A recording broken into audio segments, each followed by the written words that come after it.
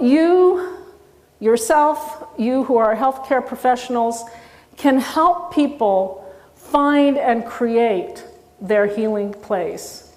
Even if it's a tiny place, even if it's a small cubicle, they can put their little favorite picture or painting or a picture of a loved one or a little bit of green plants in that space.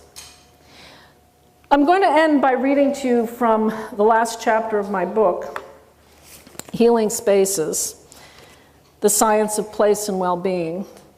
The chapter is called Healing Gardens and My Place of Peace. My father and I sat on the terrace outside the kitchen door, eating breakfast early on a spring morning. He had propped a book against his outsized coffee mug, an old white china cup with the word Dad inscribed on it. I didn't have to leave for school for at least an hour, and my mother and sister were still getting dressed. My father looked up at me from his book and smiled as I ate my cereal. Listen to the sounds of peace, he said.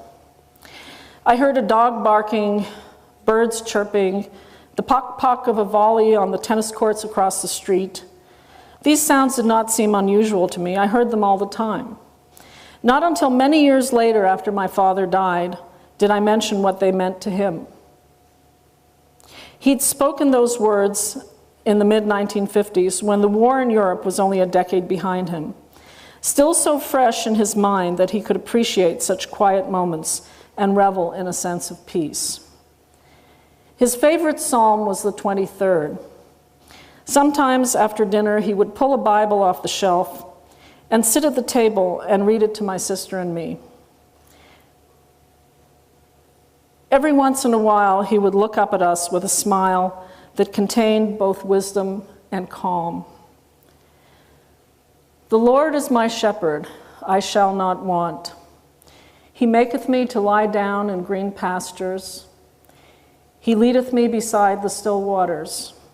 He restoreth my soul. Yea, though I walk through the valley of the shadow of death, I shall fear no evil.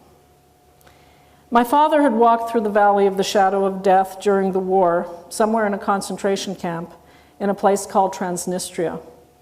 I found that out after he died. He had never talked about it. The reason I put this in this book is, to me, the 23rd Psalm is the essence of a healing place. And I think it is universally.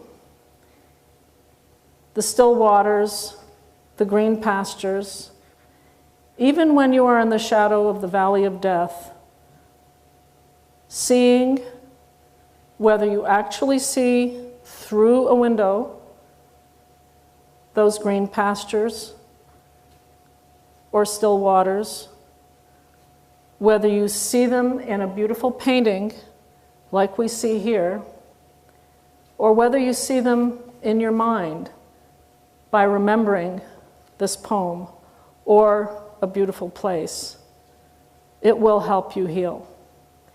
And so I thank the Susan Sebastian Foundation, Elise Braun.